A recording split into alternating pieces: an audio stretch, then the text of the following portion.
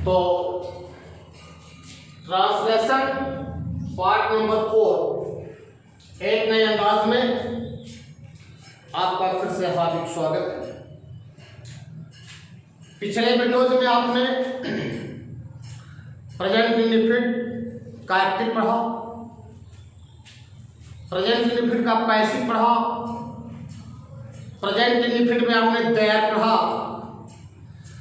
तो आइए हम आपको एक नए अंदाज में लेके चल रहे हैं। बड़ी अच्छी चीज बताने जा रहा हूं, वो अक्सर आपको मिलते नहीं है, एक सरल भाषा में पढ़ाने जा रहा हूं। देखिए, प्रेजेंट एंड डेफिनिट में मजबूरी, मेरी हेडिंग पड़ी है प्रेजेंट एंड डेफिनिट में मजबूरी, जिसको हम कहते हैं हेल्पलेसनेस। तो बच्चों, ये हम जानेंगे कैसे? उसके लिए मैंने पहचान लिखा यहां कि ना पढ़ता है, ने पढ़ती है, ने पढ़ते हैं। यदि हिंदी वाक्य के अंत में ना पढ़ता है, ने पढ़ती है, ने पढ़ते हैं शब्द अगर आ जाता है तो ये हम जान जाते हैं कि वाक्य तो प्रेजेंट इंडेफिनिट का है, लेकिन प्रेजेंट इंडेफिनिट में ये हमारी मजबूरी है, जिसको हम इंग्लिश में हेल्पलेसनेस कहते हैं। जैसे मान लीजिए मुझे स्कूल पैदल जाना पड़ता है, मुझे स्कूल पैदल जाना पड़ता है, तो पहचान आप देख रहे हैं कि ना पढ़ता है, नी पढ़ती है, ने पढ़ते हैं आ गया है। तो यहाँ ना पढ़ता है, यहाँ देखें आप, यहाँ ना पढ़ता है शब्द लिखा है, तो यहाँ अंत में ना पढ़ता है शब्द आ गया। तो पहचान से पकड़ में बात आ गई, पहचान से ना पढ़ता है के माध्यम से बात पकड़ में आ गई कि वास्तव में इस वाक्य में मजबूरी है। मजबूरी का मतलब कि मुझे स्कूल पैदल जाना पड़ता है, अर्थात मेरे पास स्कूल जाने के लिए साइकिल नहीं है, मोटरसाइकिल नहीं है, एक नई साइकिल स्कूटी नहीं है, तो हमारी ये मजबूरी है, इसलिए मुझे स्कूल पैदल जाना पड़ता। उसे इतिहास याद करना पड़ता, ये उसकी मजबूरी है। अगर इतिहास याद नहीं करेगा तो स्कूल में उसको डंडा भी मिलेगा, उसको पनिशमेंट भी मिलेगा, इसलिए उसे इतिहास याद करना पड़ता है। यहाँ उसे चाहे सी लगा दो चाहे ही, तो ये ना पढ़ता है सब गया, यहाँ ये बिल्कुल मजबूरी है, बाध्यता है। तो वाक्य रचना अनुवाद बनाने का बहुत सरल तरीका दिया गया है, केवल आप 2 मिनट में पढ़ेंगे आपको याद हो जाएगा। तो पहले हम क्या लिखेंगे? सब्जेक्ट लिखेंगे, उसके बाद हैज में से एक सेलेक्ट करेंगे, उसके बाद इन्फिनिटिव का मतलब होगा मुख्य क्रिया के पहले टू लगाने से इन्फिनिटिव बन जाता है, प्लस ऑब्जेक्ट लिखेंगे प्लस अदर लिखेंगे। देखें बच्चे, ध्यान देंगे। और मुझे उम्मीद है कि पिछले वाली वीडियो आपको पसंद आई होगी। मुझे स्कूल पैदल जाना पड़ता है, फाइल पहले लेते हैं हम, सब्जेक्ट लेते हैं, तो सब्जेक्ट मुझे है यहाँ, इसलिए मैंने लिखा आई। अब हैज में से एक सेलेक्ट करना है, आई को हैज लेता नहीं है, क्या लेता है, तो मैं लिखा आई है। अब आपका यहाँ ये भी डन हो गया और ये भी डन हो गया।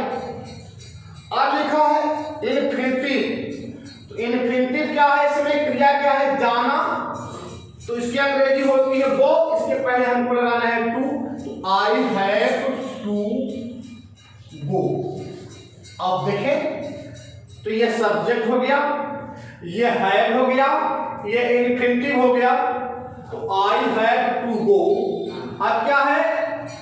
School, I have to go to school, और पैदल जाने की अंग्रेजी होती है ऑन फुट।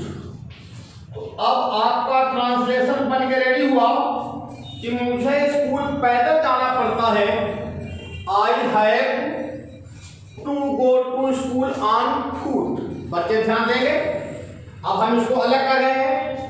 आई आपका सब्जेक्ट हो गया, इसके साथ हेल्पिंग वर्ब हैव हो गया, टू गो इन्फिनिटिव हो गया, ये टू प्रीपोजिशन है, स्कूल ऑब्जेक्ट है और ऑन टू अदर वाक्य है। सारी बनावट आपके सामने लिखी है। Subject has have plus infinitive plus object plus other, उसके हिसाब से मैंने बना। मुझे स्कूल पैदल जाना पड़ता है, I have to go to school on foot. उसे इतिहास याद करना पड़ता है। इसी फार्मूले पर, इसी स्ट्रक्चर पर इसको भी बनाते हैं। उसे के लिए हम चाहे ही लिखें चाहे she, both answer will be correct, दोनों सब्जेक्ट सही है, चाहे ही लिखें चाहे सी, क्योंकि जेंडर नहीं है, उसे इतिहास याद करना पड़ता है। तो ही या सी, अब हम क्या लिखेंगे, हैज टू लर्न हिस्ट्री।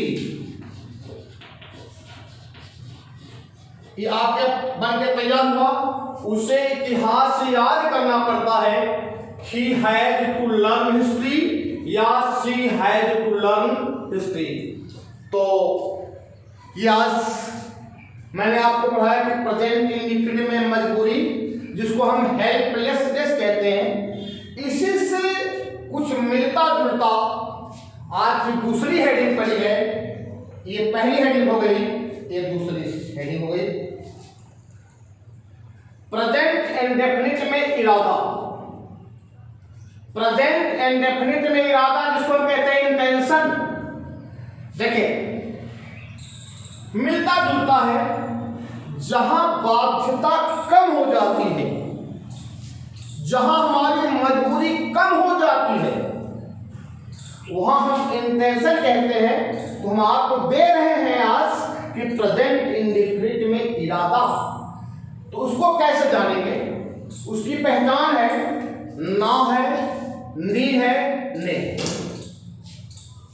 ना है, नी है, ने है। जैसे अगर हम ये कहें मुझे कानपुर जाना है,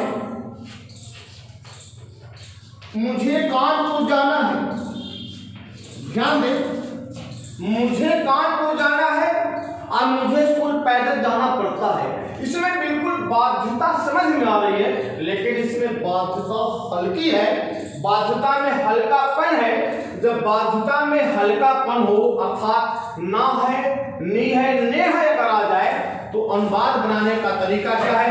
पहले आप सब्जेक्ट लिखेंगे, उसके बाद ईएमआर में से एक्स सेलेक्ट करेंगे, कार्य टू सब्जेक्ट, उसके बाद इन्फिनिटिव, उसके बाद ऑब्जेक्ट, उसके बाद अदर। जैसे मुझे कानपुर जाना है, जब हम इसका अनुवाद बनाएंगे, यहां हम दे रहे हैं, तो पहले हम लिखेंगे मुझे, आई लिख दिया, और क्या लिखा, ईएमआर में से एक्स सेलेक्ट करना है बच्चों।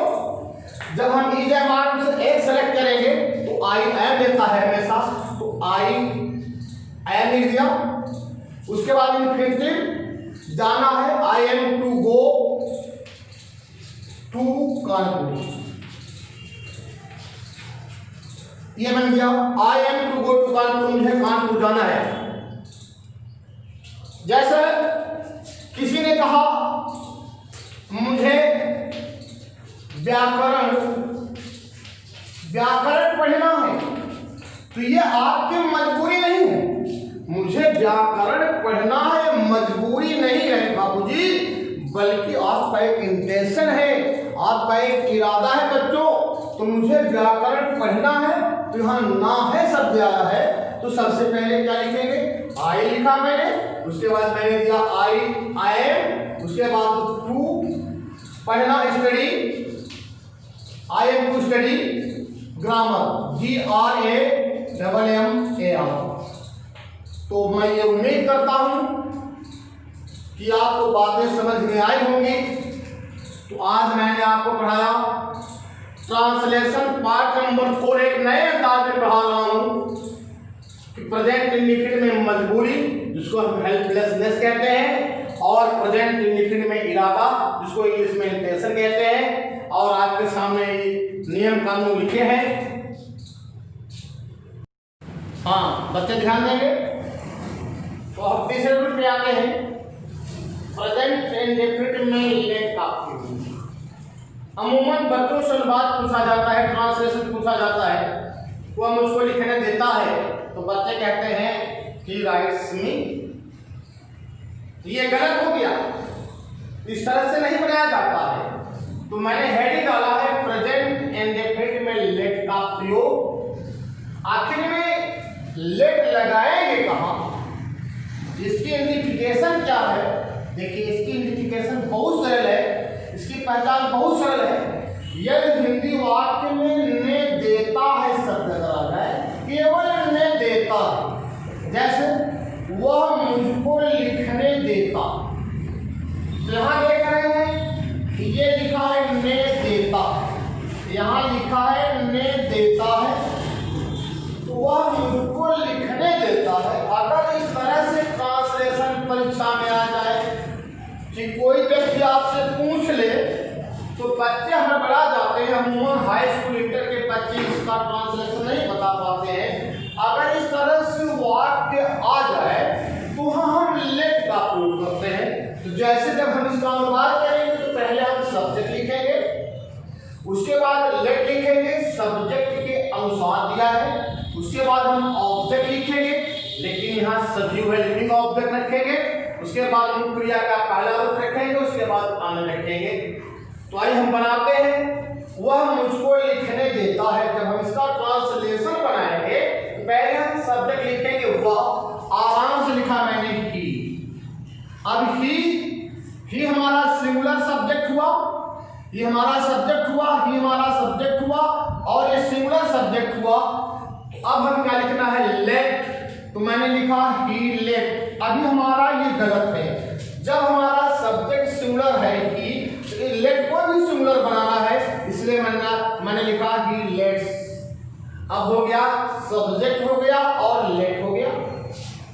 अब क्या लिखा है ऑब्जेक्ट, सजीव ऑब्जेक्ट लिखा है, तो यहाँ मुझको, तो ही लेट्स मी, ये मी क्या हो गया आप object, he let's me right.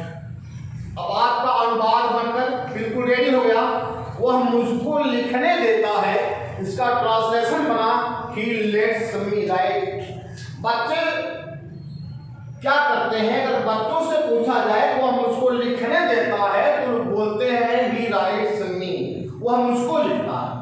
तब तो हो जाएगा वह मुझको लिखता है, लेकिन वह मुझको लिखने देता है, तो इसमें आपको लेट बिल्कुल लगाना पड़ेगा। अगर ऐसा नहीं करेंगे तो आपका ट्रांसलेशन बिल्कुल गलत हो जाएगा। देखें जैसे वह मुझको पढ़ने नहीं देता है, क्योंकि ता के बाद है ये प्रेजेंट इंडेफिनिट है, लेकिन ये प्रेजेंट इंडेफिनिट का नेगेटिव है, ये अफर्मेटिव है, ये नेगेटिव है, वो मुझको पढ़ने नहीं देता है। ठीक, तो ये नेगेटिव है। तो चूंकि आप जानते हैं, इसके पहले वाले वीडियोज में आपने पढ़ लिया है कि प्रेजेंट इंडेफिनिट के नेगेटिव में डू नॉट या डज नॉट लगता है, वो हम उसको पढ़ने नहीं देता है। तो सबसे पहले बनाएंगे ही लिखा, उसके बाद हम लिखेंगे डज नॉट लगाएंगे, ही डज नॉट। ठीक, वो हम उसको पढ़ने नहीं देता, ही डज नॉट। लेट लगाएंगे, लेट मी रीड। आपका बात बन गया, वह मुझको पढ़ने नहीं देता है, he does not let me read या स्पीक। तो फिर से हम आपको समझा रहे हैं।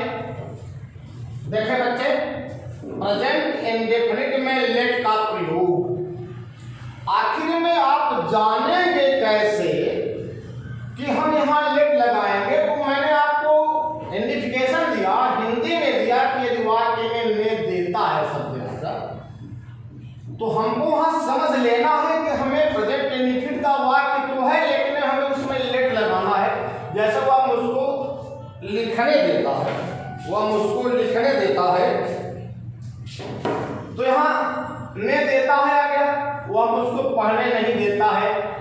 ठीक, ये नेगेटिव है, ने देता आ गया।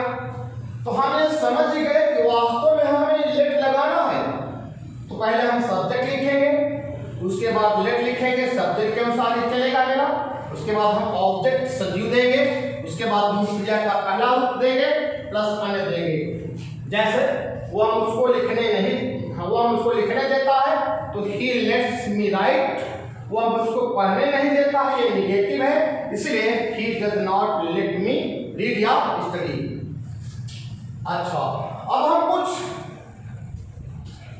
और चीजें बता रहा हूं, जैसे कि आप स्पोकन करते हैं, किसी से इंग्लिश में बात करते हैं, अक्सर कहते यार अब होने से क्या फायदा, वहां जाने से क्या फायदा, इस तरह से ट्रांसलेशन होते हैं अंग्रेजी में।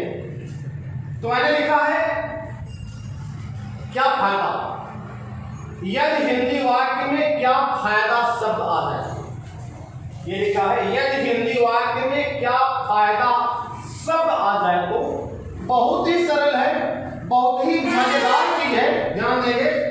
तो जब बनाएंगे कैसे, पहले लिखेंगे देयर, वाक्य रचना क्या है, देयर लिखेंगे, उसके बाद हम इज लिखेंगे प्लस नो यूज ऑफ, खास चीज है नो यूज ऑफ लिखेंगे, ये नो यूज ऑफ प्लस क्रिया में आईएनजी लगाएंगे प्लस में लगाएंगे।